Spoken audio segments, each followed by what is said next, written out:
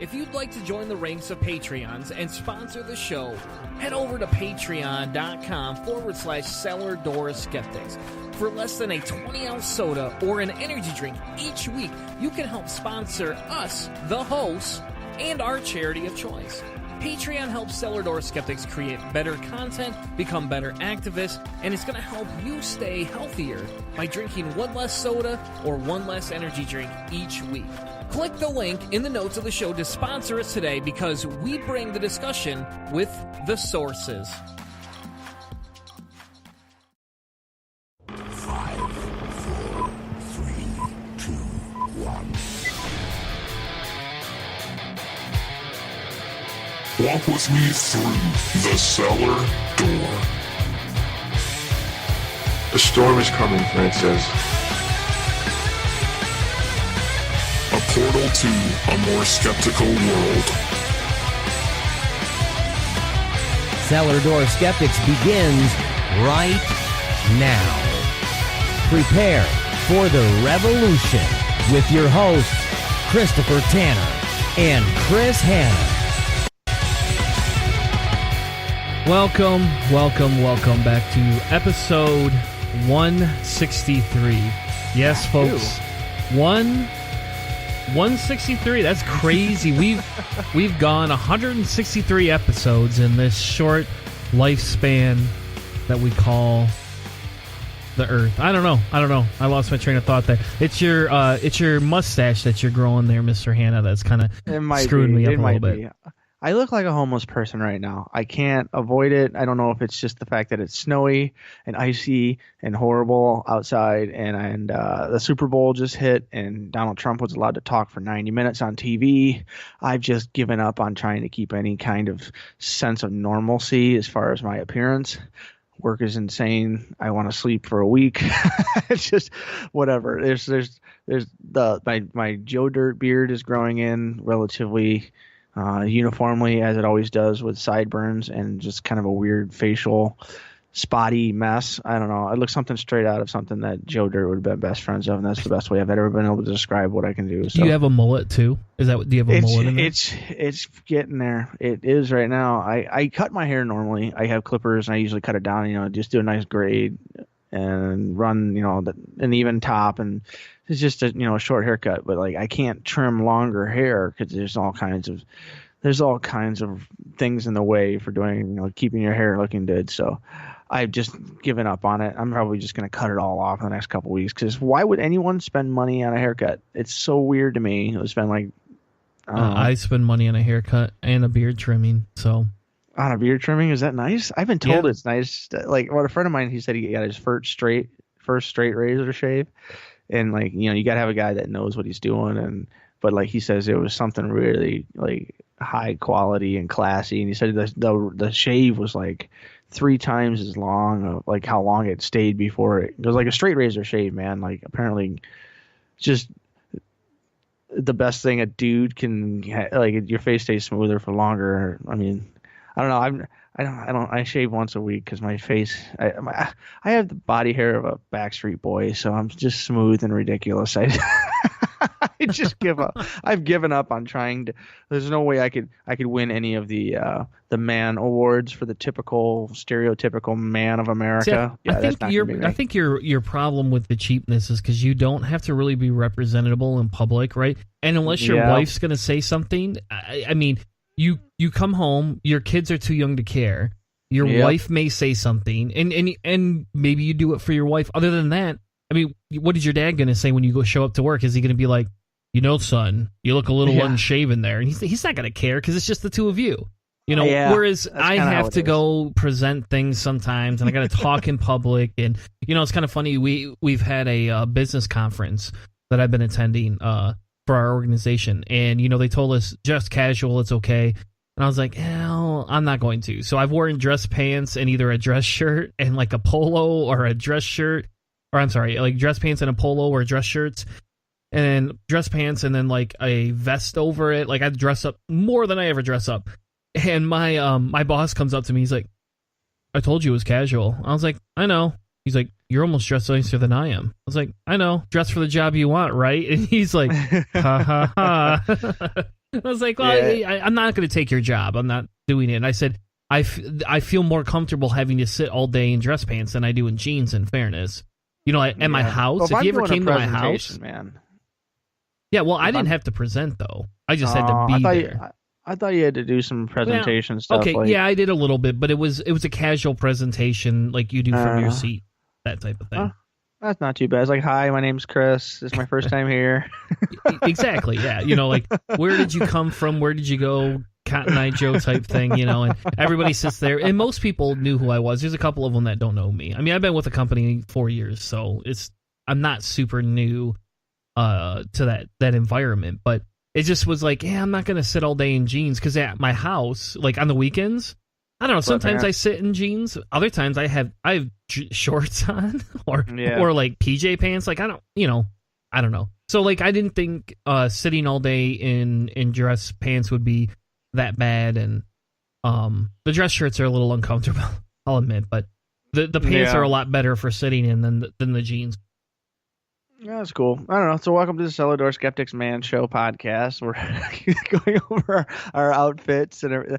I agree with your critique on my end. Like, I mean, I do to a certain degree. I meet with engineers and stuff in some of the bigger companies. Like, my main customer is one of the biggest companies in the world, Robert Bosch. I mean, they're huge. So, I mean, but most of the time I deal with, as local things and local people, and they consider me as a consultant or a contractor. So it's not really anything that I have to worry about. So it's just my father and I, and it's just of late, it's just been like I wake up in the morning, get everything ready, and it's just like think about shaving. It's like I'd rather just get in the car and go deal with the 30-minute drive instead of 15 like it normally is because of the chaos. So I don't know. It's just one of those things. Maybe I got sad. Maybe I'm just like to the whole idea of the seasonal affective disorder, or I'm just tired because my baby is now turning into a toddler and starting to climb and crawl, and so like sometimes she'll be like breastfeeding or something in the bed, and I'm trying to get some sleep, and then all of a sudden, like the other day I woke up, I was dreaming that I was getting smothered or murdered by an octopus, and it just turns out that I had baby hands on my face. They were I was like it was insane, and then I realized that my daughter was on my head, and then I was like, okay, this is interesting. We lost power yesterday. I don't know if you did, but my wife dreamed that I was outside trying to fix, because we put new lights and lamps in the living room and the kitchen.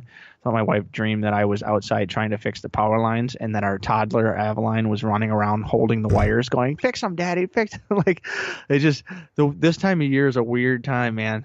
I don't know. Everything's melting right now, so maybe it'll warm up pretty quick here. Yeah, hopefully. I don't know. You never know with that, right? You never know if it's going to ever warm up.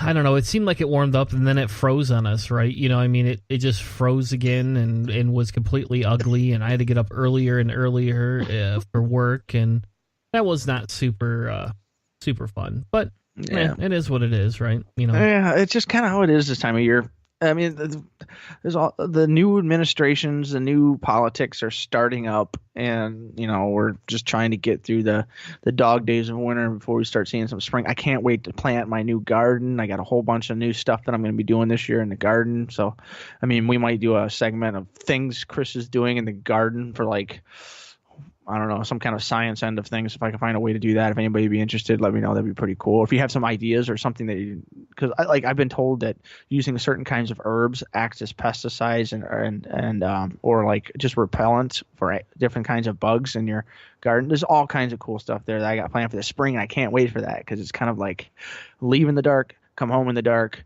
That's my winter schedule, and it wears you out pretty quick, man. Oh, I can imagine. Speaking of wearing you out quick, there was some events. Some things. Yep, that I would wager probably wore people out pretty quick. And it's kind of funny, weirdly enough, I haven't watched football all year, and I didn't watch it at all last year. I don't even think we watched the Super Bowl last year, and maybe we did, and I just don't remember. but I don't have cable. I haven't watched football. And this year we did like a late family Christmas with my side of the family and football at the same time. So not the greatest things to put together, but I guess if you're looking at true blue Trumpish American holidays, that's kind of what it is, I guess. You know, hey, let's force the Super Bowl players to stand, because if you sit, you're kicked out of the game. And on top of that, let's celebrate Jesus' birth 2 months late. Though maybe that's closer to on time, really, you know, if you think about it. I'll just say it is almost the most American thing I've ever heard, celebrating the Super Bowl and Christmas on the same day. Now, if we throw 4th of July in there, that would be the only better thing. Hey, and I wouldn't have been surprised if it hadn't been so cold. My dad might have said, hey, want to go shoot some fireworks off? They were shooting fireworks off in the trailer park down by my house. I was so frustrated. That's ridiculous, especially because it's bloody cold out. Who would want to do that? They were shooting fireworks off on Martin Luther King Day, too, which I thought, I know. I was like, you really, guys? I mean, I get it, but I don't know. Gunshot mimicry isn't exactly the thing I'd want to hear on a Martin Luther King night, but either way, it's a national holiday, so that's part of the rules for Michigan, at least for the city. I don't know. Where I'm at in Kentwood, I don't know if it's the entire state of Michigan. If it's a national holiday, you get 24 hours before and 24 hours after, and obviously the 24 hours of the holiday. There's fireworks like crazy, so I'm sure people are out there doing that. But anyways, you got yourself a Super Bowl party. I mean, you don't watch Super Bowl or you don't watch football too much. I don't really. I can sit and watch it. I have enough of an understanding of the game that I used to watch my father a lot. But like, I usually only watch one game a year, and I actually watched a game though. Like I used to go to a friend's Super Bowl party, and we would watch the game, watch the commercials, but everybody would sit there when we would watch. There would be conversations and stuff, but it wasn't like just people hanging out at a party and there's a TV on in the background. But this time, it was like the TV was on in the background and nobody was paying. I was the only person watching the football game itself. Which is pretty boring. And, you know, usually the most exciting thing for me is squares. I like buying squares. I like gambling, you know, which is another American thing, right, you know, to do. But I like the gambling aspect only because I have a higher probability of winning than I do in the Super Bowl. And it was kind of funny because this year I went around work and I was like, hey, are we doing Super Bowl squares? What happened? We got a week. And somebody's like, yeah, we're not doing that this year because not enough people buy in. But I got March Madness squares. You want to get some of those? Yeah, that sounds fun. How much? Oh, $50 a square. Nope, I'm done. Thanks anyway. And he's like, oh, come on. You know how much you could win. I'm like, yeah, you know how much your Super Bowl squares were? They were $5. I spent $10. That was a meal for me. And like last year, I won almost $100 out of it, you know. And so like for $10, I won $100. That was pretty cool. And if you lose $10, you're not hurting. $50 or $100. Yeah, $50 is insane to lose. Yeah, like this was like I'm okay. I'm out on that one. You know. Yeah, I never did the squares or anything like that, but I just like some people complained about it being boring. Like this stems back to my time in baseball, but I like defensive games. One of my favorite games that I always talk about, one of the best games I ever watched in person was watching Nate Robertson pitch for the Detroit Tigers against the Texans. And it was a 2-hit game. There was only 2 hits in the entire game. It was nothing but it was beautiful. There's something about watching 2 pitchers duel it off and make the other team's offense look silly. Like they were in total domination mode. These were 2 guys they were in complete control. Like it was a dominating performance and it was beautiful to watch if you know the small nuances of the game. And so like to me, I think a lot of people don't like defensive games and something like a big game like the Super Bowl is because most of the people that are going in are casual watchers. They're like, what's going on? Nobody's doing anything. I don't, unless you get a good hard hit somewhere, there's nothing happening besides a couple of punts and kicks here and there. That can be boring. I disagree with you in the aspect of it's the exact same thing. What we saw was the exact same thing. It wasn't sloppy play all around. There was some sloppy play. Don't get me wrong.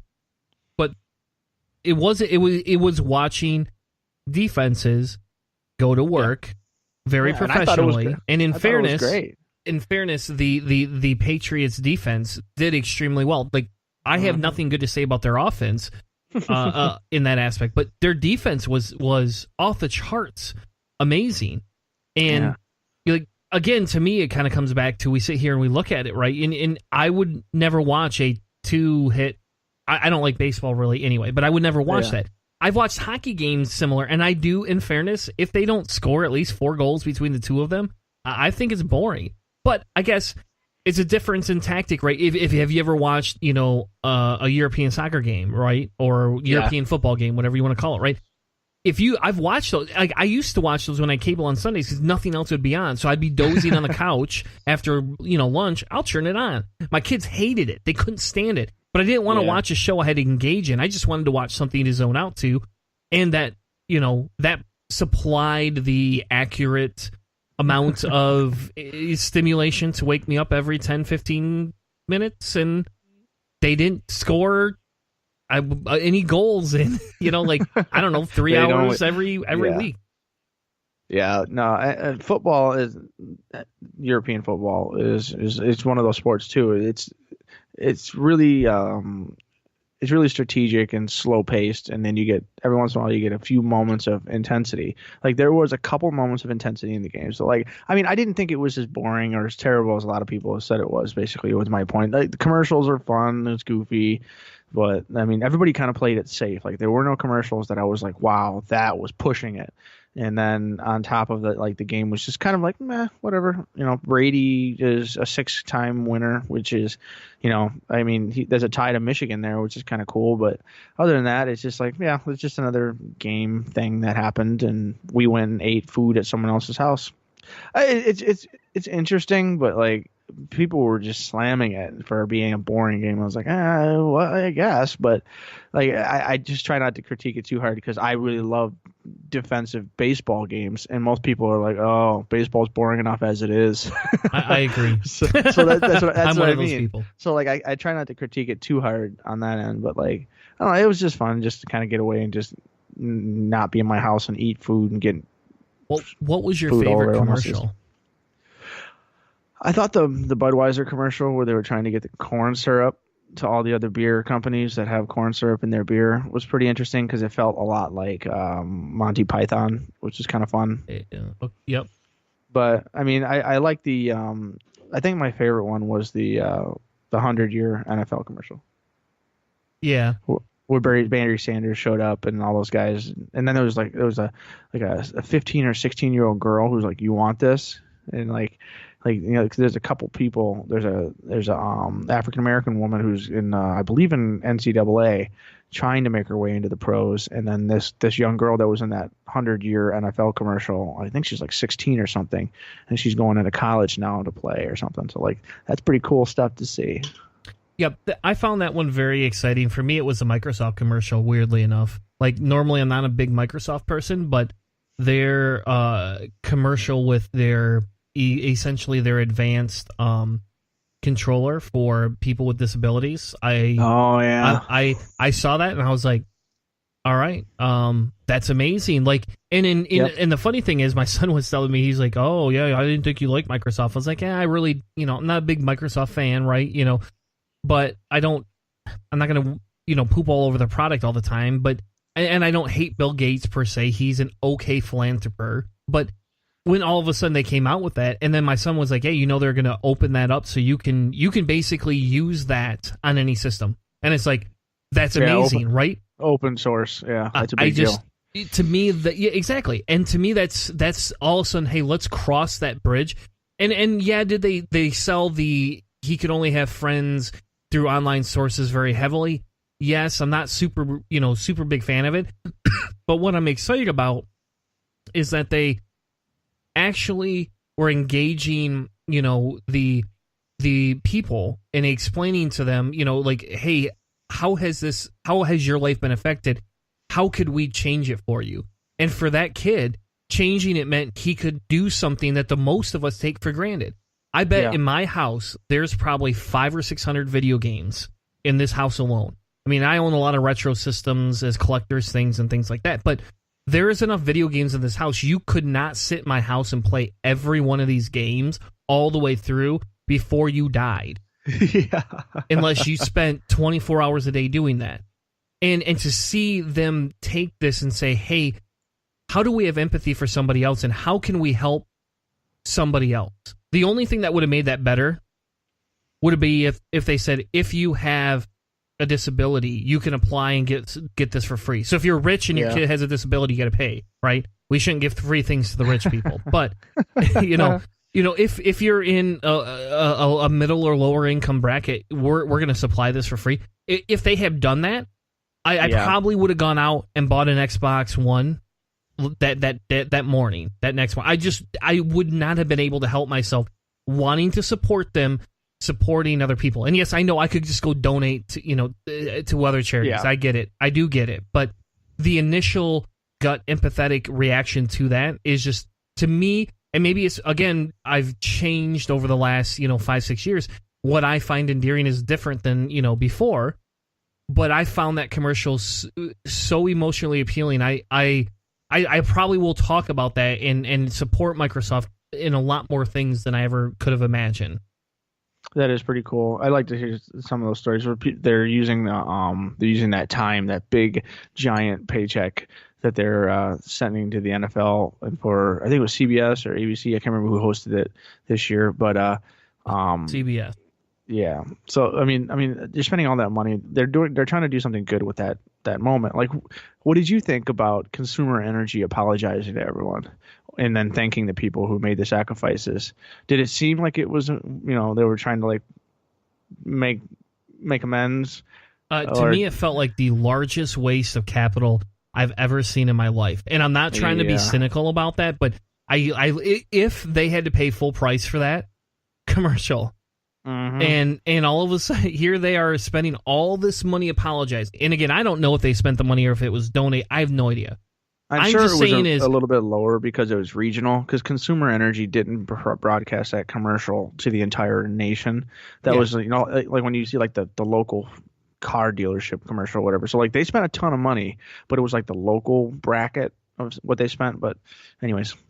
But yeah, when I see that, I just immediately think, you just wasted all this money doing this. Yeah. Why don't you go fix your infrastructure? And it's kind of funny. We put a topic for the show, and I guess maybe we'll cover this next week because I didn't really prep for this. But there's a lot of people that complain about turning their heat down, and the wife came out, we got to turn our heat down. Yep, go ahead and do it. We know the pipes aren't going to freeze. I understand if your pipes are going to freeze, don't do it. Don't make a dumb decision that's going to cost you a lot of money in the long run. One or two or three other people not doing it is not the end of the world. But the idea is, it's the same with vaccinations, right? If you can do it, do it. Yep. If you can't, okay, fine. And that's in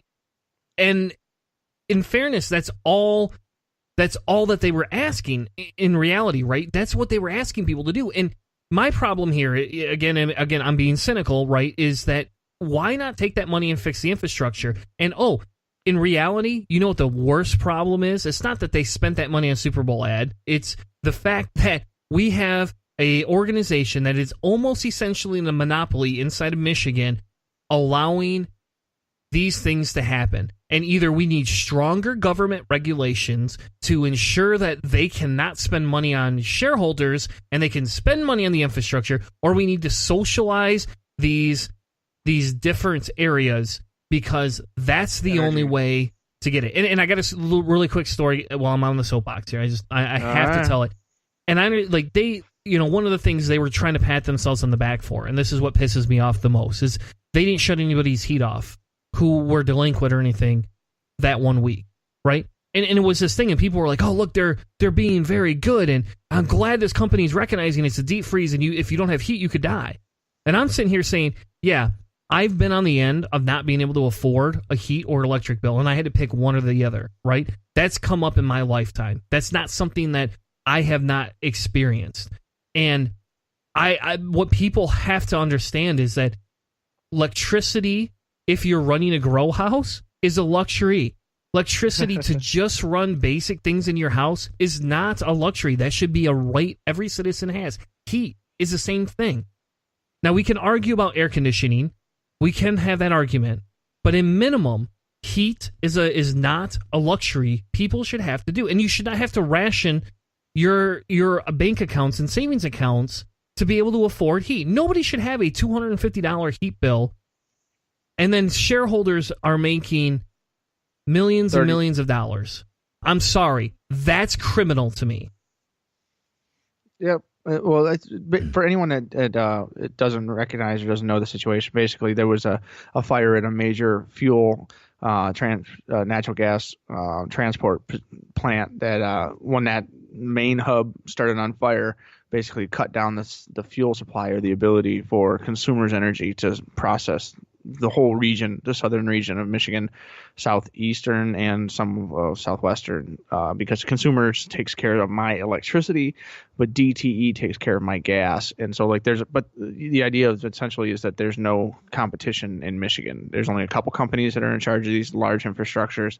And so the critique that most people had was like, I keep my heat down low regularly anyways, but like, even then, like I critiqued it, and I was specifically saying it's like consumer energy is asking everyone to keep their heat down, but also consumer energy is paying out, record shareholder dividends and not investing in redundancies in their infrastructure. It's like, it doesn't have to be new infrastructure. You have to have redundancies. If something horrible happens in one place, you have to be able to reroute and take care of the entire demand on the grid. One, because what happens if like there's an attack? I mean, you are an energy supplying company. You are a national threat as far as I'm concerned when it comes to if somebody attacks you and uses you as a source for trying to attack the rest of the people in Michigan. Like, you should have to be in charge of multiple levels of security, including just a normal fire. Like, this wouldn't be something that can naturally accidentally happen, can shut down the whole grid and cause potentially fatal consequences in the winter. Like, that's a huge deal. So like this commercial that they aired was essentially saying that they shut down the gas at the GM plant, Hamtramck Semiconductor, a bunch of other major corporations out there that had clauses in their fuel energy consumption contracts that essentially, if there's an emergency, that there's energy suppliers could shut down their service. And so they had to essentially close down their factories, so that they left the natural gas and as much as they could going to all the houses that were not shut down because of emergencies or safety concerns or whatever. But like, these major companies were like, and so they thanked those companies. Thank you so much for doing this. It's like, it wasn't a thing of them doing it. It was part of their contracts in most cases. But again, this is them saying thank you and trying to save face or whatever. But this problem should never have been able to happen in the first place. You don't build up infrastructure like that. And so like, we hear about energy companies making, record profits every year, and this is what we do. We see them not take that money and put it back into the state. It goes outward to, shareholders and stuff like that. And that's the critique that we're making. And that's why I felt that commercial felt a little, hey, don't yell at us too much. There were some good things. We kind of sort of fixed it. Everybody's happy now, right? Don't remember that. Don't look behind the curtain. Pay no attention to the man behind the curtain or whatever. It's just frustrating to see stuff like that. And obviously, you and I both, we love the idea of if the markets were completely totally free, like actual capitalist markets, as far as our energy would be concerned, there would be 20 or 30 different companies, and there would be maybe a government infrastructure. And all these companies would compete for your business, and they would pay usage fees to the government infrastructure to run something like that. Like these kinds of things would be ways to increase competition and decrease costs for the average consumer, so that you're not making the decision whether or not you want to keep grandma's house warm or if you can afford her diabetes medication. Those are things, the right to life and human rights that we talk about. So like the Super Bowl, even watching it with a room full of people could potentially turn into something where you're having a serious conversation, if not with anyone else, at least inside your own head. That's kind of how it turned for me. It's interesting to see that. And so I'm glad to see that your reaction is basically the same as what I had. Yeah. And it's just, I don't know. I don't know. Again, it would be nice. It would be nice to change the world, right, for the better, and it would be nice to dump these large corporations, but I don't know. We keep putting Republicans in office and conservative Democrats, so until we can get them out of office, we're not going to do that. And hopefully with a new regiment of people, I mean, Gretchen has done a lot of amazing things so far, and hopefully she kind of puts a petition to maybe start to try and break up the monopolies and, petition for a more state or even locally city-funded, gas company. Yeah. Which is what we have in Zealand.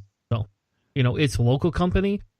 My rates are extremely low. And, oh, by the way, we didn't have to shut off because of consumers. We did just to be, just to be nice as an in-case thing. But technically, we didn't have to,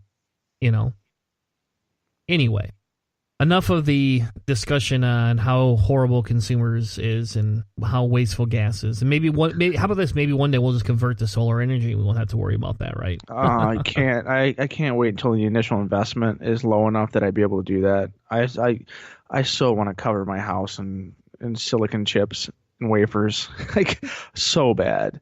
I mean, it costs $25,000-$30,000 to do it right now. I've already looked into the. You just got to wait till you build your next house, and that's what you add as an investment loan. That's well, what I would do. I want to do that Elon Musk solar shingle house. That would be so cool, but I don't think it's quite as efficient as it needs to be. But I mean, the silicon like curved, they look like the ceramic roofing. I don't know. That's why I want to do so bad, but I don't even know if it's available yet. But who knows? Anywho. So yeah. So too. The other thing was the State of the Union address that happened Tuesday night, and you would think we would sit here and debate and have like a whole breakdown, because some of me wants to, and then some of me just doesn't, because it's, I don't know, like.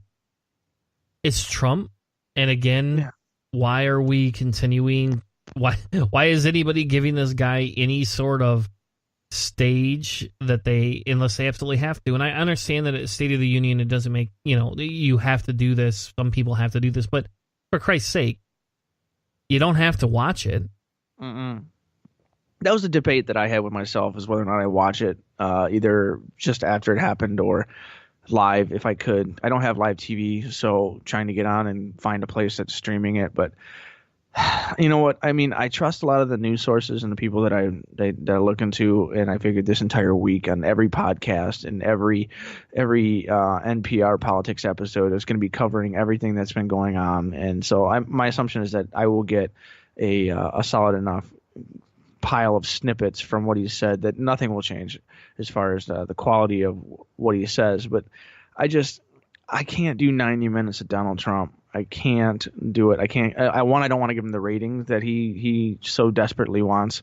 In fact, that I heard that more people watched the Democratic response from Stacey Abrams, and the response that Bernie Sanders put out last I checked had 1.5 million viewers. Which, I mean, we're talking, nobody even advertised that Bernie was doing anything. So like, there's a lot of stuff where, there's people who deserve a little bit of attention, and then people like Donald Trump who were just trying to change the media narrative. And so what I wanted to do was I basically just looked into the fact checking. That was about as far as I got into what he said.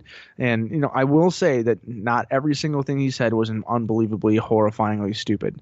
Like, he had some steady, general, middle ground claims and things that he said that could potentially be centrist and not piss everyone off. They're talking about drugs and prices and stuff like that. Like, there's something that he has to be somewhat more compromising, because he doesn't have all three branches of the government now. So he has to do something to appeal so that something gets done in the next 2 years. And so it seemed like he was doing that, but also, I mean, he was definitely reading off a teleprompter and, trying to stay calm, I guess. But he didn't do there was not a rally speech. He wasn't, off the cuff. He was very, very under direction there. And so the first time he gave a presidential State of the Union, that's how he was too. People were like, wow, he's very presidential. He's being, good. And then he went to a rally and he started like yelling, lock her up or whatever. So like he's smart as far as the position and the face that he's putting out there. The information that he gave out there, not quite as reliable, but that's to be expected. Yeah. And it's kind of funny, like Stacey Abrams covered the after, for NPR, right?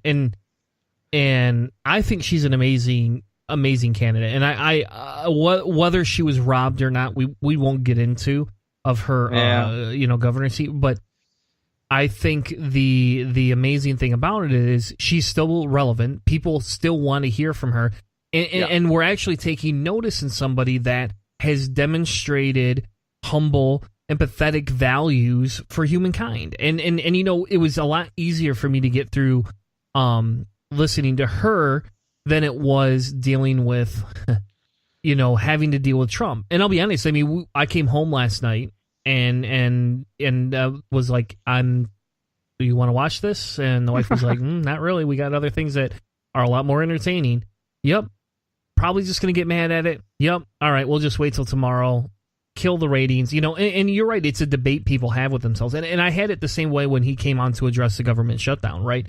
Do you watch it? Do you give the ratings? Do you not watch it? How do you deal with that? Because in reality, for me, some of it's a guilty pleasure, watching it, drinking, debunking it right on site, yelling about it, venting. Some of that's a little therapeutic, but I feel that I've had a lot of that. And I just felt in this case that the amount of time I would invest in it, I would not get back in my life. I just didn't feel I would get. Yeah, I will get no return on my investment. That's a weird. You could tell I've been sitting in business class this week, but I just didn't feel there was enough there to bring me in, to draw me to the point where I would actually feel comfortable listening and talking through it. And now we can talk about it. We can now go through and deal with it. But to me, it just felt like, I don't know. And I don't want to say it feels like a sham, but that's kind of to a point what it does. And that's only because I feel our president is a sham. He's not a real president. He's a horrible businessman that uses very poor business tactics to shut organizations down through bullying. And I don't respect that in anyone. He's the physical embodiment. He is the manifestation of capitalism. Like, if capitalism was a person, it would be Donald Trump. Like, it's ugly and it's effective at growing its own wealth, which is frustrating because you're like, it's so terrible what it does to everyone and how it just steps on the little person and it just takes whatever they have. Like that, to me, he is the physical embodiment of capitalism and all of its improprieties. So like, it's just frustrating. And so like, one of the I ask myself is if I don't watch this, and I just look at people who are, I would say, are more smart or more intelligent and better at doing fact checking than I am. If I look to people that I trust, mostly public media, national public radio, and public broadcasting, I look to them and I say, you guys are, trained experts, and they do represent both sides. Obviously, they lean a little bit more left, but I use them as someone that helps me get through the information that I got. If I miss the speech from Donald Trump, what changes? And I really can't, there's no major difference if I see it, if I don't see it. If like all of my information sources are good, like the fact checking on some of the stuff that Donald Trump gave that NPR had it wasn't like he's completely no pants on fire stuff from PolitiFact. Like there were some of the things that he was talking about when he talks about like. I've always had an issue with presidents, Obama included, claiming the economy for themselves because, let's face it, there's way more going on than the president and, the leader of the executive branch, the leader of the military. Like, you're making decisions that are impacting the government and impacting the economy. I get that, but I really don't think that presidents can claim as much weight and as much credit as they do when it comes to dealing with any kind of major economic decisions. It's like the Trump tariff stuff is him directly diving into the economy, which could give him a little bit more. And a lot of people are saying that the economy is getting overheated, and like these are direct. So we'll see what happens in the next couple of years there. But like the NPR thing is basically breaking down some of the stuff that Trump said on election night when it's time for America to bind the wounds of division and come together. I mean, when he won, everybody's like, "Oh, wow, he sounds really presidential. He sounds like he wants to unify people." And I mean, You're right. He's preaching to the choir. He's this is all saying the face. And as soon as he gets on Fox and Friends next week, he's going to be like, the Mexicans are coming in a caravan full of people and they're going to rape and murder your daughter. Like, I mean, that's what's going to. We'll stop them, even though they could tunnel under it like they have for how many years now? Well, 2/3 of the people that come into this country illegally come in through airplanes and on work visas and short stay visas. Like, it's just all of the things. It's media manipulation, and he's very good at it. But like, I don't know. It's just one of those things that like you can look at the statistics and the people that critique and review everything. You're going to get more out of it than spending 90 minutes listening to someone who can, to some people, will make you physically feel ill. Yeah, and I'll be honest, there is some bias here, right? There is. I can't stand his face. I can't stand his mannerisms. I can't stand his, his features. And but even when I'm not being reverse racist by saying I can't stand a white person. It's Trump. I cannot literally stand him. If George W. Bush had got up there, I might still not have watched it. But it's not because I can't stand how he talks and how he addresses things. Now, in fairness, the speech was, I would say this speech was a lot different. It was very, very scripted. He stayed on point more than I could have even believed him to ever stay on point. I mean, I've never seen that guy spend that long on script ever since his not even this. I think this speech was longer than his presidential speech. The only time he does it is at State of the Union. Every State of the Union he's given, he has done it like this. And everybody's like, wow. And then he goes on a Trump campaign rally. And then it's like, oh, yeah, never mind. Yeah. But like every one he's done like this. And people were like, whoa, for a week. And then it turned back into the same thing. Exactly. And I agree with you on the president's taking credit for these economic booms and different things like that. And I want to say, what would happen if we just held the policies, the economic policies, for 10 years, right? What would it do? Because again, some of the things, going through these conferences and things where I have to learn about different things, aspects of business, and right, how do you engage folks? How do you create larger cash flows? Different things like that, right? They don't teach you it's about you. They teach you it's about your team. It's about what you can do as a team, how you can focus on helping the competition. They actually don't even talk about how do you go screw the competition out. It's how do you find the niche. And every niche that large organizations find is not exploiting somebody else, not creating a gap between this and that. Like, it's not, hey, guess what? We're going to give a bunch of money to rich people. Yeah. Can that happen inside of the business? Absolutely. Right. But if you listen to a lot of the rhetoric that a lot of the business gurus talk about, it's not so much about how much we have to pay in taxes and these other things. It's a look at how do I expand my market and can I get an itch? And one of here's a crazy fact for you. This is weird that we're talking about this now. I didn't think I'd talk about this tonight, but here's a crazy fact. They talk about essentially, the market is so big. How much of the share of the market do you actually need to make your organization a $1 million or $1 billion organization? How much do you think share of your type of a market do you need? Well, it depends on the size of the market itself, but I mean, they say anywhere from 6 to 15% is, you're talking massive portions of the market at that. 7% is where you're going, is where you can be. If you can focus and get 7% of the market, but not get the small 7%, get the large 7%, right? You're going almost to the 8. Yeah. If you go after the larger, the fish, that specific niche. And like there's these examples that we're learning about, right? And there's this example about how this one organization basically focused in on their one specific little, they call them BHAGs, but they focus on their one specific little X factor or whatever you want to call it, right? Yep. And because they did that, they ignored all this other minutia. They were very profitable. They were able to open mini chain stores, blah, blah, blah, blah, blah. Outback Steakhouse. How about this? And I never knew this about Outback Steakhouse.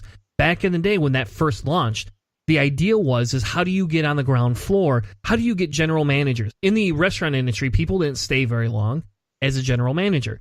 So they essentially said, oh, you want to be a general manager? Here you go. I'll tell you what, you're going to run a store. You're going to run every job all the way up to there. Here's the deal.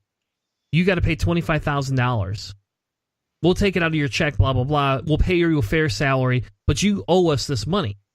But once you hit, I believe it was either 5 years, I think it was 5 years or 10 years. I can't remember which it is. But once you hit 5 years, if you've been there and your restaurant is successful and you've hit the goals of the restaurant, you get $100,000.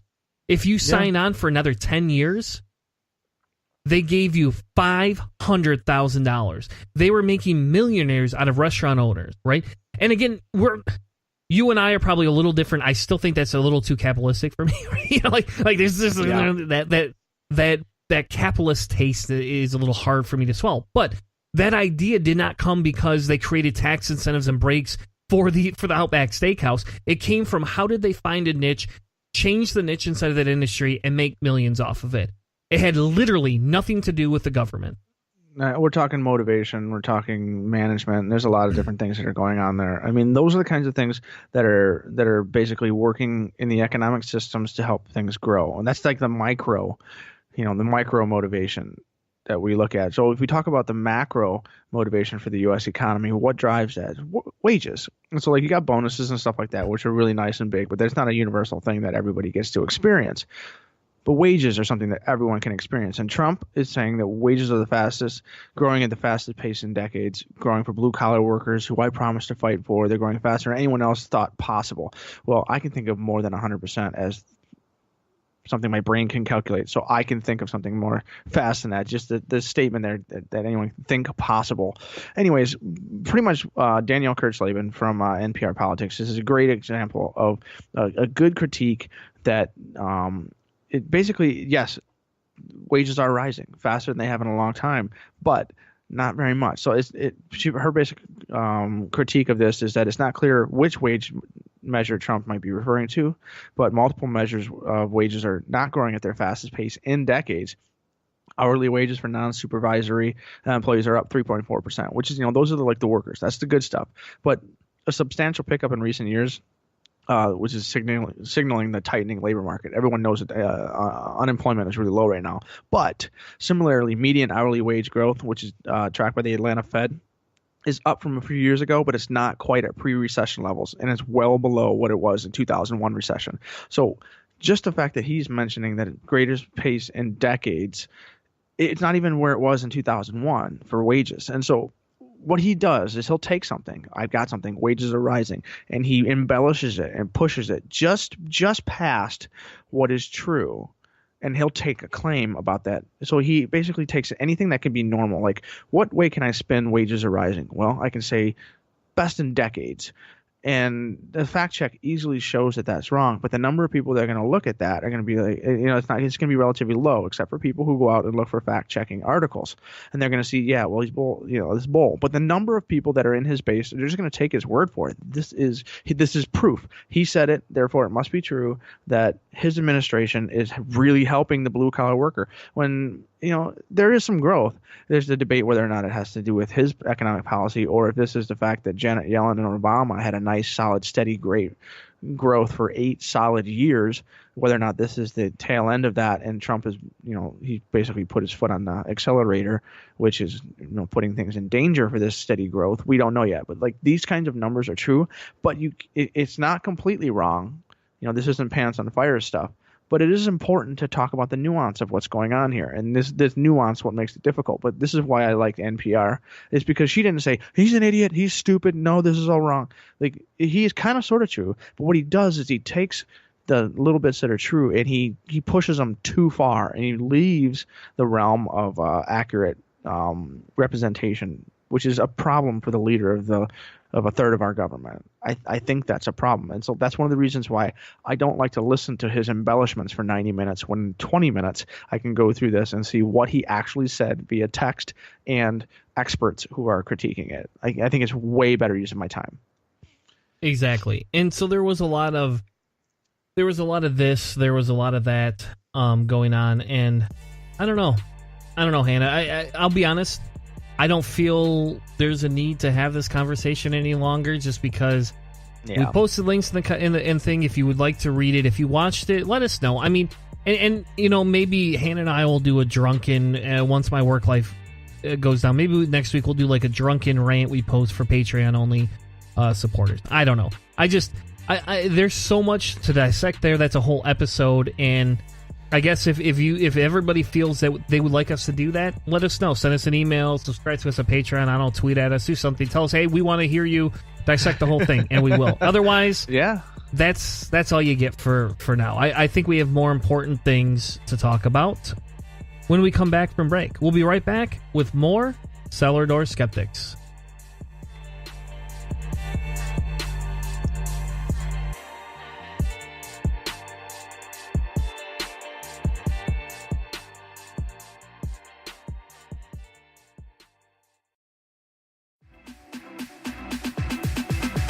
Like what you're hearing? Check out more Cellar Door Skeptics every week right here on Spreaker and iTunes. Make sure you come back and check out new episodes with your hosts, Christopher Tanner and Chris Hanna. And always, remember, prepare for the revolution.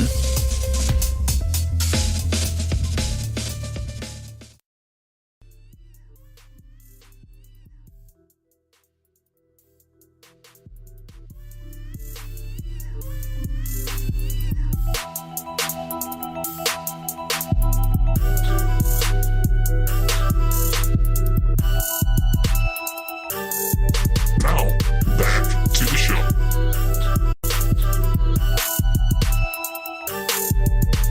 That's weird. And welcome back to Cellar Door Skeptics. While we were on break for a quick second there, Hannah was telling me about this almost should have been your quick save of the week. It's not, but it should have been. Yeah. You know, I mean, if you escape from a German prison, you go free. Now, I don't know what That's German what it looks prisons like. are, but I don't know. It's basically what it says. It says that the law dictates that human nature to want to escape, and successfully doing so will go unpunished. So I guess if you escape from German prison and they catch you, they'll just put you back in, but you still have the same sentence length, as long as you don't break any new laws and like shoot anybody on your way out, I guess, or something like. Like if you do like just like a full-on Shawshank Redemption, you know, you don the Andy Dufresne outfit and you go out through the sewer pooper tubes. They catch you. You got to go back in for the same sentence or whatever. But I don't know, man. It's just an interesting little tidbit for from all the wonderful, gentle humans and beautiful people on Reddit these days yeah. who are so calm and concise about life. That's crazy. Well, today for the charity of the week, we're going to be talking about Camp Quest, specifically Camp Quest of Michigan. Yes, folks, now's the time to sign up if you would like to get your kids in to Camp Quest for this year. They run June 23rd through the 29th and July 21st through the 27th. It is here local in Michigan. I think there's like 8 or 9 or Camp Quests that are in the United States. I'll double check that. And Camp Quest is essentially it's a summer camp that focuses very heavily on science and skeptical reasoning, I guess is the nicest way to say it. You aren't going to go here for church camp. It's fully secular. Like I've heard that it's just got a really good solid wall between church and state. Yep, and their mission is to provide educational adventures shaped by fun, friends, and free thought, featuring science, nature, natural wonder, and humanistic values. And so, you know, I'll be honest, I've never sent my kids there. I guess I should ask my kids if they ever really want to go to camp or not. I don't know if they would or not, but can I go? As long as I don't have to pay for it. You could go actually volunteer. Man. I can't afford to send you, Hannah, but you can actually go volunteer, Hannah, and it would be idea. I don't think you have to pay to volunteer. So they do have a volunteer page. I'll be honest, they don't have a lot on there. But they have a link where you can apply to be a volunteer. They are fully background checked for every staff member. And they review applications to make sure you don't you're not a creeper. And I have a couple of friends who sent their kids there, and their kids absolutely love it. You know, they have like everything from like zip lining to different scientific experiments. They sing non-Bible verses around the campfire. So, you know, they just sing average campfire songs, which just should be a norm. But, you know, I mean, whatever. They do that. And they're a 501c3, so they're a full nonprofit. So you're able to go donate to this organization and get a tax write-off if you would like as well. That's cool. Did you ever go to camps at all when you were younger? Oh, yes.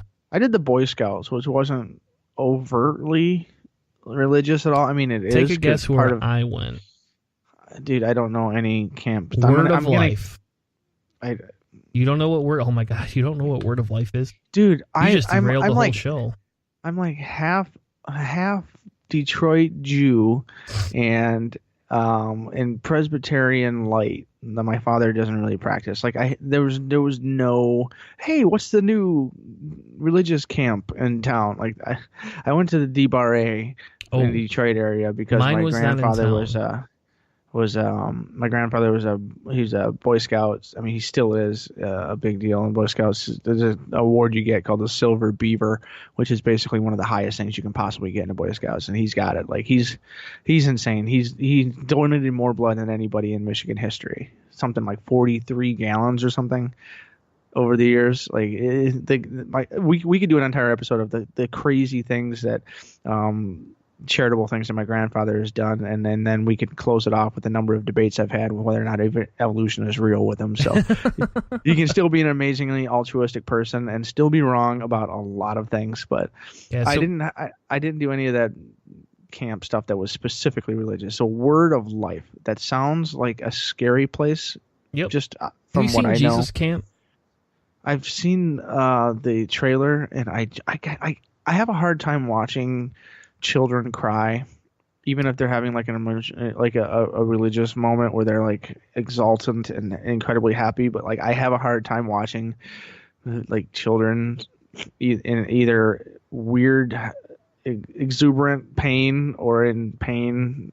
I can't do it. I can't. It's one of the things I've seen the trailers. I know what it's about. I just don't think I could watch that movie. Yeah. Well, that was not quite the same experience that I had. In fairness, mine was not as aggressive. It did not feel like I was being trained to be in the military, which is what Jesus Camp does. Oh yeah. Mine was not that, But we went. We had Bible study more than one time a day. We had worship more than one time a day. Essentially, Word of Life camp was in New York, so we actually drove up in a one of those big passenger vans with all the youth, maybe two sometimes, all the way up to New York, and we went up there, and I don't know, it was insane. Some of essentially like the conservative side of it was they believed that every scripture was inspired by God, right? Old and new. We went through both of them. They believe in the three Trinity, right? They believe in the deity of Jesus Christ. They believe sin is every person and everybody has sin. They believe Jesus is the only way to salvation, right? They believe signs were from the early church, like different spiritual healings and tongues. Did they do tongues? Did you do tongues? Did people do the tongues? Nope. Back when I went, that was not as popular of a belief. Oh my God, I've never seen anybody do that in public or in person. That sounds like such a freak out moment, especially for a kid. Like, oh God, I got to get out of here. That guy's dying. Yep. That's a pretty freaky moment. We didn't have a lot of that. It was a lot more Baptist-ish, Baptist conservative-ish. Honestly, and so we did not have as much of that, but we did have it. It was there, but it wasn't as big of a thing. But one of the camp stories, it was funny because my father worked for this organization and got free T-shirts, right? And I was in 6th grade. I didn't know the difference. I just took a bunch of those T-shirts. Well, they all looked the same.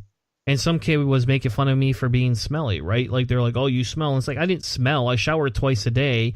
It was because I wore the same, style T-shirt every time. But that's, and when I brought it up to, like, camp counselors, and they're like, oh, well, maybe you just shouldn't wear the same shirt, and it's like, yeah, I thought this was like a place to be, humanistic, right?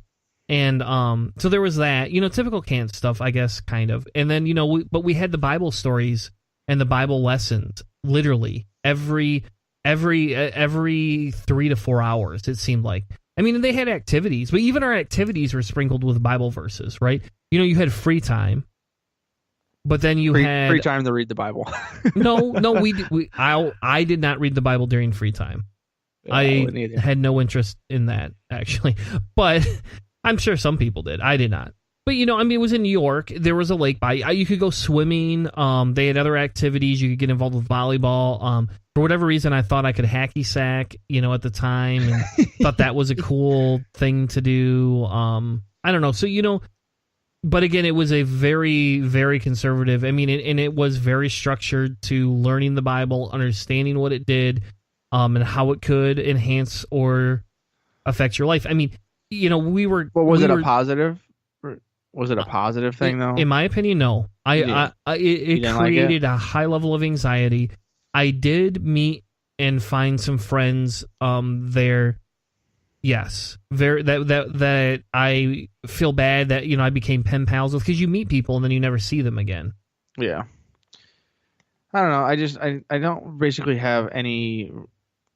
My question is, like, this Camp Quest thing, like, it's an amazing. It's going to be secular. It's going to be reduced. It's going to be educational. You're not going to have any of that kind of stuff. That's great. And so, like, if you could take away what would cause anxiety from camp. So, like, the things I had anxiety about camp was just essentially I'd never been in a tent out in the woods for a week. So it depends on how we had cabins, man. Well, we didn't have tent. I know, but this is Boy Scouts. So, like, part of the Boy Scout thing is, like, you're doing the full on nature. But, like, so, like, Camp Quest, I'm sure they probably have differing facilities at each place, but so as you look into that, take a look at where and what and how you're going to check the Camp Quest stuff out. But I mean, if you just want to support something that's got, you know, a place for kids to go where there's probably going to be an understanding of psychology, anxiety, and then also there's going to be something there that's going to be, you know, it's going to be there, you know, as far as the humanism aspect, it's going to be there to help kids grow and create relationships, as opposed to creating some kind of guilt or some kind of esoteric fear, you know, to get you in line to the true message of the whole point. There's no underlying motive. They're not like, we are here to Camp Quest to create non-believing militants. Like that, there's not going to be anything like that. It's going to be, you know, basically free thought and rational inquiry, which is going to be, I think, a healthier place for people to find out who they are amongst peers. And so, like, I've always loved the idea of what Camp Quest does. Back in the day when I used to listen to Thinking Atheists, and they always talked about it and championed it so much. So, like, if I had kids that were old enough, I would suggest that over even my really positive experience with the Boy Scouts, because all of the things I heard about the Boy Scouts as I've gotten older, I didn't experience any of that crap. Like, it was really not a religious aspect thing, and there were no creepers running around. So, like, it was, I don't know, but I still, because of what that community has done and its decisions that it's made, I probably would still go outward. You know, my daughters and the Girl Scouts and the Boy Scouts and Girl Scouts are combining, as far as I know now. But I still would suggest Camp Quest or something like that over some of the more traditional camps. Well, and I would agree. The CFI also has a great family camp, but it's only for 2 days. So if you want to join that, there's a CFI summer retreat they do every year too. That's like camp, and it's pretty cool, and my kids love it, and we go every year. But I'll throw a link for that one in the description too. That one's a little bit more. That one's almost a little bit more affordable for the family, but it is not as long. If you want your kids to have a true camp experience, Camp Quest is the way to go. Yeah. With that being said, our last segment of the night is to talk a little bit about biblical literacy in public schools. And it's kind of funny, you know, I picked Camp Quest a little bit because I figured we'd talk about Jesus Camp and my Jesus Camp experience, right? And we would talk about that type of stuff. And in fairness, I'll be honest, I am very opposed to summer school type, you know, summer school programs that churches put on. I am, because of my past experience and then seeing in other areas that it's not just me, I'm not alone in this. And again, we could cancel even the biblical literacy thing and just literally talk nothing about Jesus Camp and my Jesus Camp experiences and how much I have a hard time with my kids going to any of those summer vacation things at churches.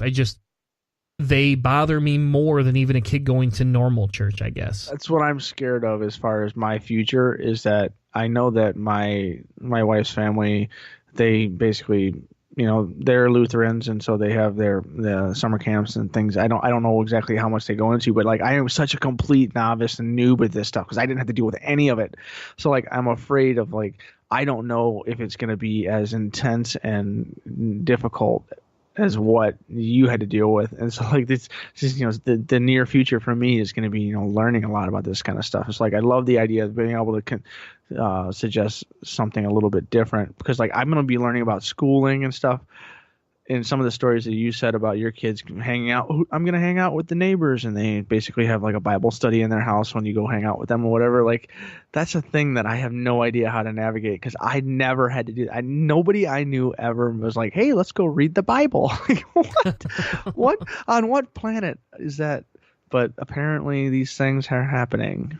And I think it's some of where you live in the area too. Yes. I think that some of it. And it's some based on, how sheltered some of the other kids in the area are, right? And the idea here, folks, is that it's not bad, but some of it is. And I'll be honest, okay, here you go. For me, one of the big things, when I first had my daughters want to go to church was I went and met specifically with the parent. I talked to her about what I didn't like about churches, and basically said I can't have them if this is what your church promotes. Now, if you believe that and you teach that, that's fine, but I don't agree with that style of Christianity. And for me, one of the big things is preaching against homosexuality. I'm not going to tolerate that. And, I've worked very hard to make sure my home is inclusive. Even if you're not part of that LGBTQ community, the idea is that you should respect and treat them, the same. And, most churches are not openly racist anymore, so you don't usually have to say that, Yeah. But that's the same thing. In the house, we correct those types of behaviors. We say, hey, I get, kids are saying that you shouldn't say that because of this. Instead of me correcting my kids for swear words, I correct them for, slurs that may not be appropriate. For example, my wife spent how many years telling me not to use the R word, and it took me a while, to come around to that. And then all of a sudden it's like, okay, you're right. I'm sorry. I am a horrible human being for ever thinking that A, it was funny, and B, I should continue to say that. And I go out of my way consciously to not do that. And sometimes I think I get more vocal, right? And I'm more harsh on people because of the fact that I knew I was that person. And it's like, But when it comes back to these Jesus camps and these biblical things, I see to some extent what some of them can do. And the problem I have is that it's a lot of this is passive discussions about what you should believe, how you should believe it, and who's included in it. And advice to you when it comes to the camps is check the camps out, do the research, and then join some of the I'm going to call them religion neutral forums. Not like a secular forum, but ones that are like in your community or in that community. You can jump into these Facebook groups and say, hey, I have a question. Can you tell me about this camp? And if you don't tell people, hey, I'm an atheist, they'll confess to you what that camp's about. It's funny because in our Zealand group that we have over here, some of these parents will ask questions about, they'll say, hey, can you tell me a good camp? And immediately the religious ones pop up. And you can actually follow the threads, and I'll read through them. And, 90% of the time the person posting it wants the religious camp, right? That's what they want. And good for them if that's what they want. Hey, no problem. I don't support them, but that I'm not going to derail that conversation. I usually just throw Camp Quest in there, or also throw the CFI camp in there. And then if people are like, oh, those aren't real camps, it's like, well, they are, they just don't fit your belief mode. And sorry, you don't have to support them. I just am throwing an idea out there. I'm not going to debate you. But the problem is you could throw your information in there and you'll find out very quickly how religious it is based on some of the comments that you get from the people. And then you could click on their profiles, and maybe this is a little creepy, but you could click on these people's profiles and then scan their profiles. And if every public post is about how much Jesus saves you and how Trump is the most awesome, and you see that running theme, that's not a camp to send your kids to. Yeah. Have you seen the Geodis stuff yet?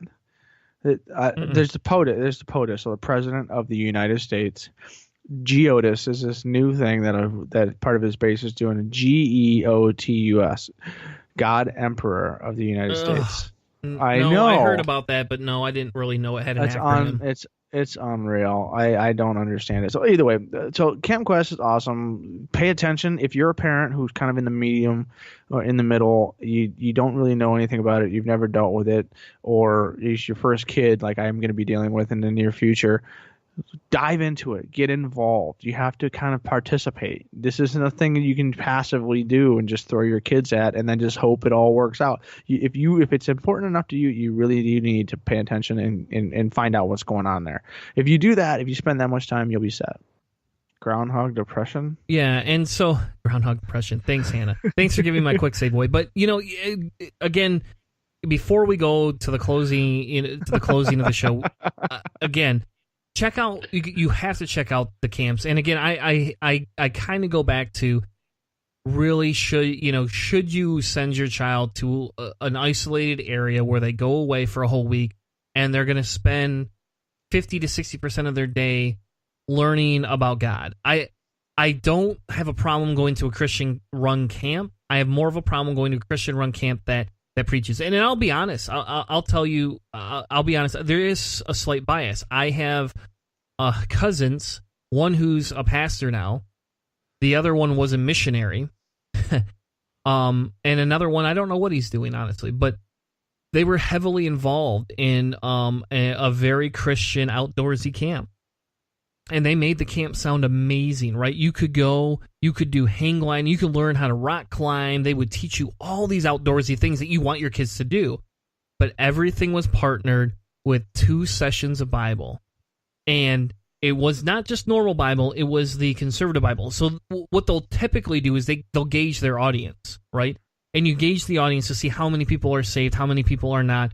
And that's how they determine, I think, how they can go about some of these lesson plans, right? Because again, if you have a child for 1 week only, Monday through Friday, that's it.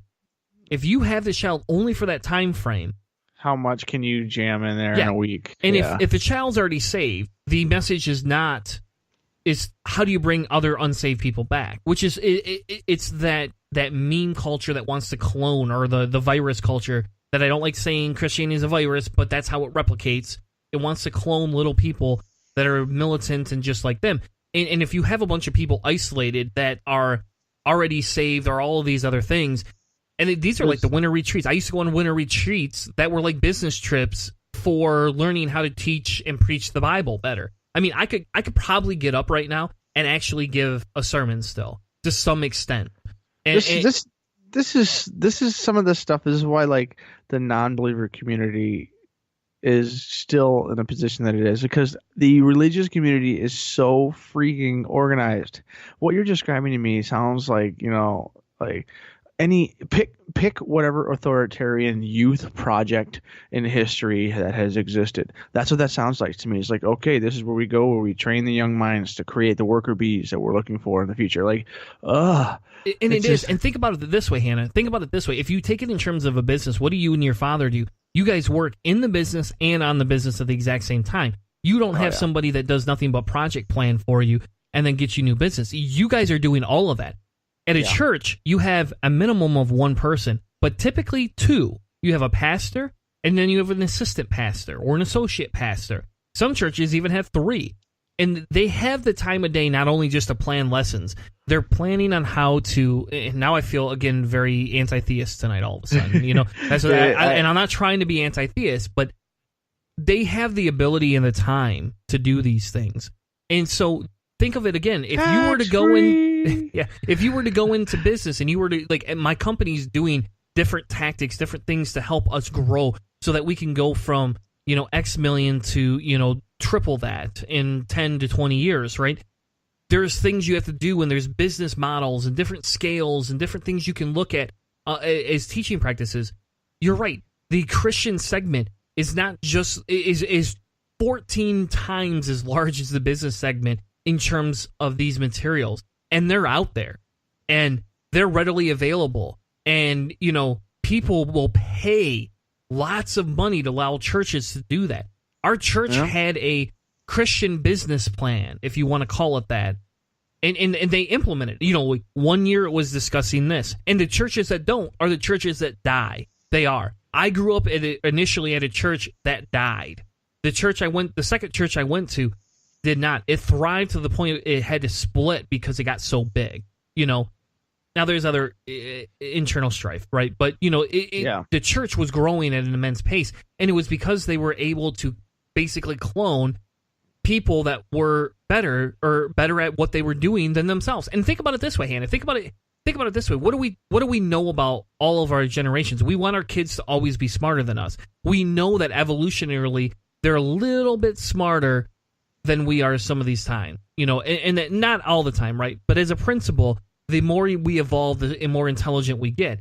And the idea behind that is that as Christians continue to grow, they're creating smarter and smarter Christians that are able to go out and ingrain others to be a part of their little militant cult. There you go, name of the show, militant cult.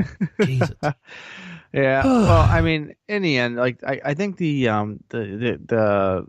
church camp thing has brought a little bit of an emotional reaction from you, and this is another reason why I am hesitant to not pay attention to what my kids are doing as far as anything that they go to and do in the future. And one of the reasons why we would support Camp Quest and what it is that it basically is a non-indoctrinating thing. Like, you can go there and you can learn, and then you're not going to leave there with some kind of ulterior motive.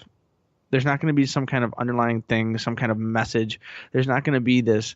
Well, there may be a message of just be skeptical of everything and try to find the most truth.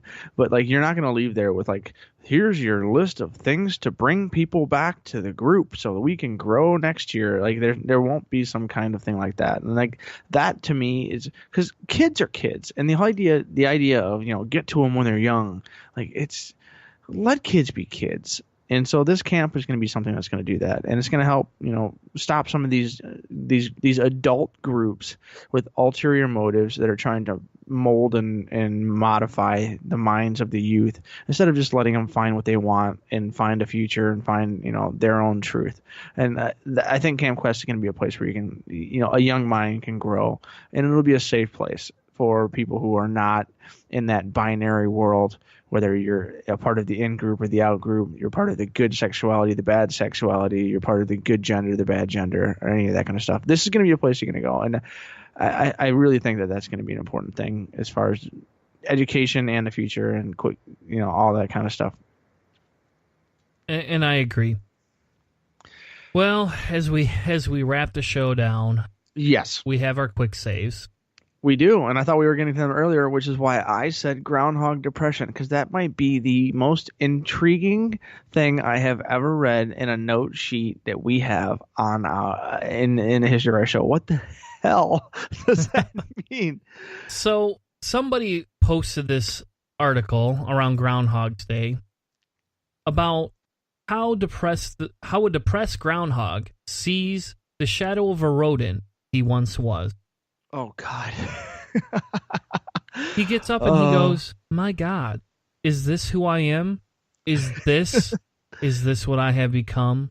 There was a time when my world was spring eternal, bright, without gloom, but that was a lifetime ago. And I don't know. I don't know. I mean, how about this? Groundhog's Day, the movie, is not really that funny. It's okay. I was just going to ask you about the Bill Murray movie. We talked about that last year. We did. I know. And I don't think it's that funny. I'll watch it. I don't have any issues with it. In fairness, I actually have no issues with the movie. I just don't think it's that funny. It's okay. But again, I've seen that movie hundreds of times too, and I just don't think it's as funny. It's not like Monty Python. I can watch that movie. I can watch Monty Python, The Holy Grail, and I can laugh, and I can quote the lines, and I can laugh before I quote the lines, and I know what's going to happen next, and I know why I think it's funny, and I'll laugh the whole time. Groundhog's Day, I'll laugh a little bit. I do like Bill Murray. I think he's a really good actor.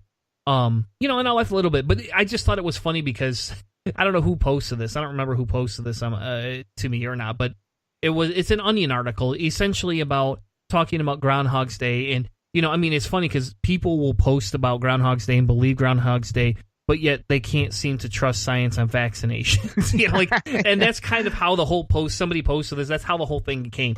And I just thought it was hilarious because they have a picture of Punk Safani Phil, and they talk about how depressed he is. And if you go back to the movie and think about Bill Murray and and his character, and you're just like dropping the toaster in the bathtub or driving the pickup truck off the cliff of the sand. The sand, I don't know what the heck it was. It was like the gravel pit or whatever. Yeah, no. Harold Ramis, one of the reasons why I like the Groundhog's Day movie, Harold Ramis, the director of the movie, when he originally wrote the script for it, he said that his estimations of how long he thought that Bill Murray was in that single loop was 75,000 years. Jeez. And then he said that if you do the numbers that according to the movie, and he said that what he basically, the way he feels that the movie itself came down to, he said that it's like 15 to 20 years is what it felt like when he did the movie, and kind of what it felt normal. It's like Bill was trapped in that same day for 15 to 20 years, I think is the most down to earth explanation of that. So like talk about going through the multiple stages of depression on that. But yeah, I mean, was it article like, or what drew you to it? Was that more that the idea of Groundhog's Day itself is like a shadow of itself, or was it really the groundhog himself who was having the depressive episode? I think both parts are funny. You know, originally it was just thinking about a groundhog being depressed, and you think about a lot of people. They wake up, they want the groundhog to tell them, winter's over, spring's coming, right? And you just sit there and you think, yeah, a lot of people get depressed, when that doesn't happen. And I don't disagree. I just don't look to the groundhog to know whether we're going to have, whether we're going to have a spring or not. I don't ever look to that. But I understand the idea and the symbolism behind it because a lot of people do put some stock in it, right? A little, even if it's just a little bit of stock. And I do understand the depression of, hey, here we are. And we've got another freaking month or two of bloody, disgusting coldness, and I just want my sun and my heat back, Yeah, we did discuss. That's basically how we started the episode. Was me like, I might have sad. Yeah, exactly. Okay, so mine is a little bit more lighthearted. So, someone, Business Insider, recently created a really nice visual showing of what fruits and vegetables looked like before they were domesticated by humans. So before the agricultural times of humanity, this is what our bananas looked like, what our watermelons looked like. The important thing here is to think about when we're talking about GMOs and we're talking about those kinds of things in history. A lot of times nowadays it's a negative connotation, but genetically modifying and breeding food to get what you want it's a really low tech thing. And so like this is showing the differences between the modern watermelon and the past watermelons. The banana is insane. It's just this seed riddled monster compared to what we have now. And then the wild eggplant versus the modern eggplant. Carrots, like the rigid and crazy roots versus that beautiful clean orange root that you get now. Like it's just something that all of these things were done way before Monsanto was brought into this. There's no seed genetic manipulations that are happening here. All of these examples are things that were done completely and totally outside the scientific realm. And like I think it's a really great visual. So like anyone who like gives you any crap about like GMO stuff or whatever, it's like, listen, this isn't like something that scientists did in lab coats. These were people that were just grafting and mating plants. The natural peach, which used to be roughly 36% pit, is now only like 15%. Like if you like your or 10% pit or stone, they call it. I mean, if you like your fruit and you like your fruit to taste good and you like the way you eat nowadays versus a banana, which you essentially would be spitting out seeds like you would a watermelon before there were seedless watermelon. It's a beautiful thing to see because all of this was done before scientists and lab coats. And I thought it was a really cool visual thing that you could use as a resource for yourself for getting people to kind of have some evidence for evolution and why GMOs are not the worst thing in the world, but also just kind of the differences that genetically modifying food has made just for humanity, because some of this stuff is essentially like corn, some of the reasons why humans have survived just as a species itself in post-agricultural society. Yeah, exactly. And I think I agree with you. I think that, I think that's an interesting, discussion here, right? Is people want to complain about GMOs? I mean, I was anti-GMO for a long time, and now look at me, I'm definitely not anti-GMO. So I don't know. I think it's an interesting topic though, because I for me the eggplant was the was the most unique, right? I know the corn, the wild corn, like a tiny little stem. Yeah, and I've seen the wild corn before, but the eggplant I did not. The eggplant looks like a tomato, right? It's a tomato that was there, and you're like, holy crap, the eggplant's a tomato. The eggplant's a bloody tomato, And I don't know. For me, that was the funniest part right there. Is it's a tomato to some extent that you're getting to see, and that's exciting, Yeah. I think it's so cool. I love being able to see that macro evolution of plant species, because you can see the original species, you can see the wild species, and you can see our modified varieties. And like some of them are unsustainable. Like our corn that we have now, we've modified it so far that it's no longer an annual plant. Like it could not survive in the wild the way it's currently structured. And so like some of that stuff is really cool, but it's not quite so good if you think about the ecosystems of the world. Exactly. Well, I'm glad we ended on a science note. Makes me feel a little bit better about my Jesus Camp experience. Man. Thank you all for joining us on another Cellar Door Skeptics. We will be back next week with another amazing episode. And I know I promised an interview, but work-life balance just got in the way. And I do have an interview that will be airing next week or the week after at the worst. But I do have another interview with Everybody's Agnostic Podcast. And in fairness, yes, it kind of actually tag teams this Jesus Camp situation. And I've been feeling this a little bit more lately. And so I think, I just got to finish editing that episode up, and we'll have that one out next week on time for everybody. Thank you all so much, and we'll see you next week with another amazing Cellar Door Skeptics. Have a good night, everyone.